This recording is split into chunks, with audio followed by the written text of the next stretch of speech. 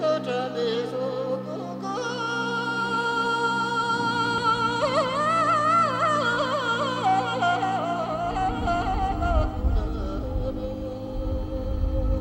here in Shigatse, which is the second largest town in Tibet. Behind me is the Tashalhumpo Monastery. I believe this was founded in 1447. It's the seat, the traditional seat of the Panchen Lama.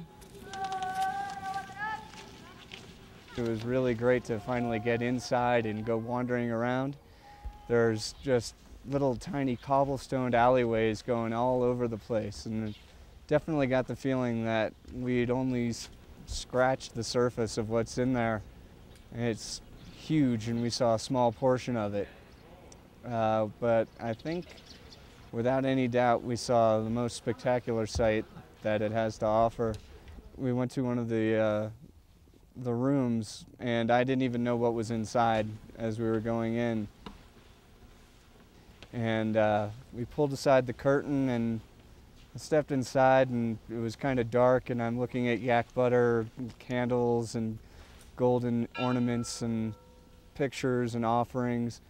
And then I looked up, and this magnificent, unbelievably huge Buddha was right there. And it was just overwhelming. It was just awing. And he had the greatest look on his face. It was so serene, and just looking at him, it really does make you feel serene as well. And I could have just stood there and stared at his eyes, very quiet, peaceful eyes. And that was definitely the most beautiful man-made structure I've ever seen. It was just amazing. So if that had been the only thing we had seen in Shigatse, it would have been totally worth the 8-hour bus ride here and back. And while I was there, it was one of the most peaceful and serene situations I've been in. And I had a little bit of time to reflect and think that sometimes in life you get stuck in a really arduous task about where you're going, and definitely the trip to get here has tested our patience and our strength. There was an 11-hour plane ride, another plane ride, a 4-hour bus ride that took 8 hours across the bumpiest, muddiest road I have ever seen. And by the time we actually saw the statue, I can easily say it was all worth it. While we were there, we had a chance to talk to a monk and get some idea of what daily life here is like. I was wondering if the monks actually come in here for meditation. While we were talking to the monk, we found out a little bit about daily life here. It involves a lot of time of prayer and reading scriptures and just meditation time, and they actually only sleep from about 12:30 at night to 5:30 in the morning, and the rest of the day is full of prayer and meditation, which I thought was really interesting. They said that very few monks actually leave once they decide to stay here, and they actually welcome Western tourists coming to see this place because it helps people know that Tibetan Buddhism is still going strong in Tibet, and they actually want tourists to come and carry that message back home. I thought that was an interesting thing to learn straight from the mouth of a monk. I'm not sure if that's exactly the case or how I feel about being a tourist in Tibet quite yet, but I definitely thought it was a good viewpoint to hear and a wonderful opportunity to get it straight from the mouth of someone who actually lives here. We went to the tomb of the 10th Panchen Lama, and it's just overwhelming how much art is in every single room and every single square foot of the place.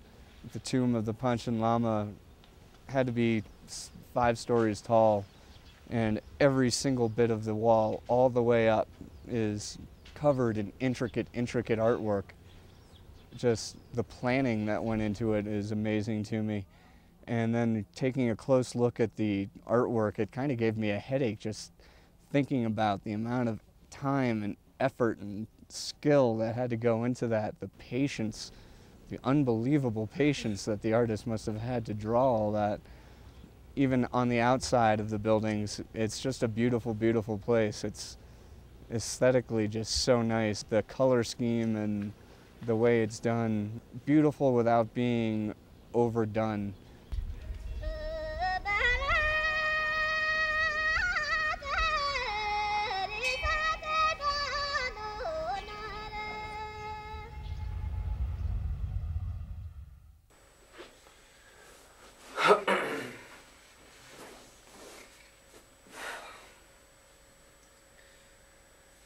Today is September 7th. It was quite a day. We woke up fairly early to get a good early start on things. The morning was a little kind of, I don't want to say frustrating, but well, yeah, alright. This morning was a little frustrating. There was a lot of getting organized and getting things together and all kinds of this and that going on, but we finally got everything going. When we woke up this morning, we were greeted by pretty bad rain.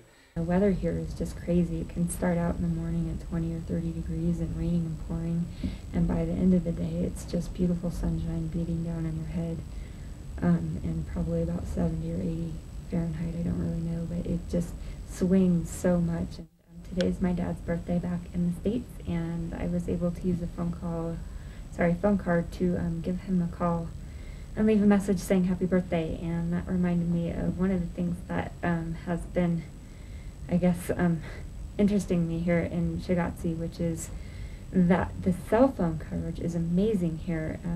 I never would have thought that in the middle of Tibet, cell phones can be ringing at any time in minivans, and I just find it really impressive that the coverage is that strong, and also that I can use phone cards or the internet to get in touch with relatives back home.